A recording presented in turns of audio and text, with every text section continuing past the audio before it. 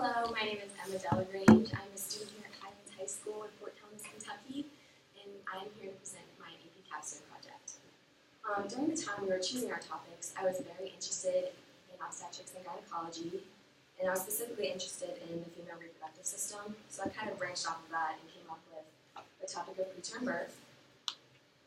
My research question reads, what are the societal aspects that affect and cause preterm births, and how have advancements in medical technology improved the birth and development of said prematurely born infants? Just a little background on the topic. Premature birth is defined as a birth that takes place more than 3 weeks prior to the baby's due date. And a common misconception with this topic is that preterm labor is merely labor that just starts too soon, when that really is not the case at all.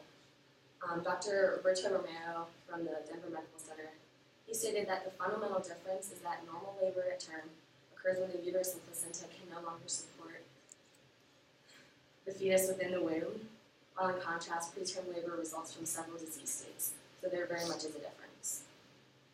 A little more background, prematurity is the leading cause of infant death up to the age of 1, and it is the second leading cause of childhood death before the age of 5.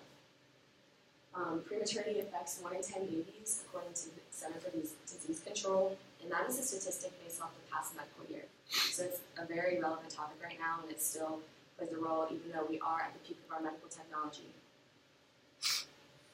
My methods, I did a mixture of quantitative and qualitative research, and I did this in order to legitimize and qualify my results.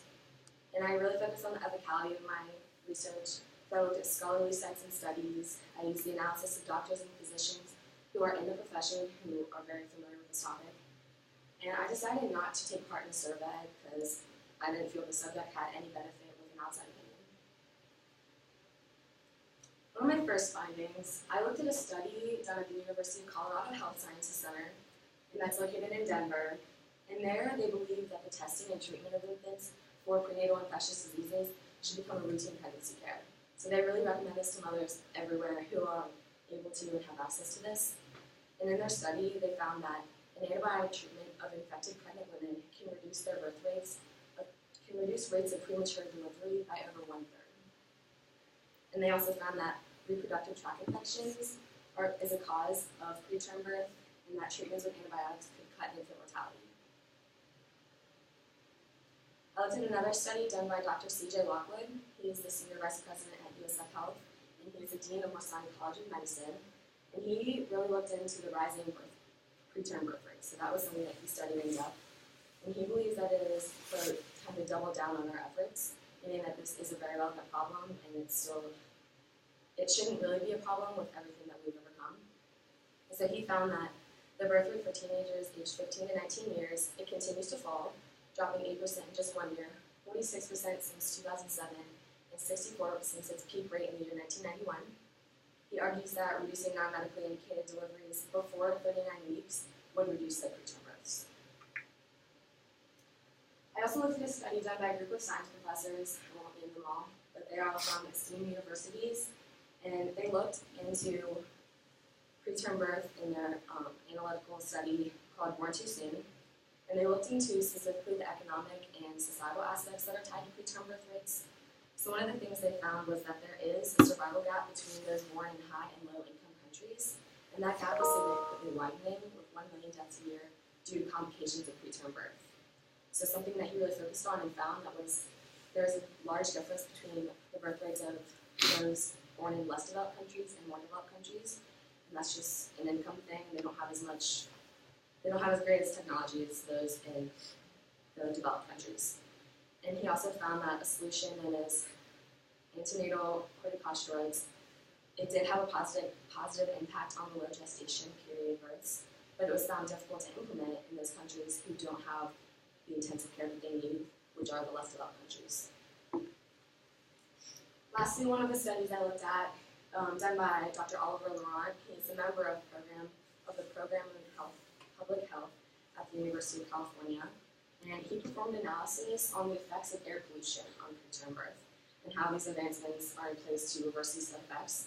So he did a study that was actually really interesting. So he used ultrafine particulate matter, and he found that adjusted odds ratios for preterm births in association with the interportal range, I know this is a lot of words, but that increased in average exposure during pregnancy.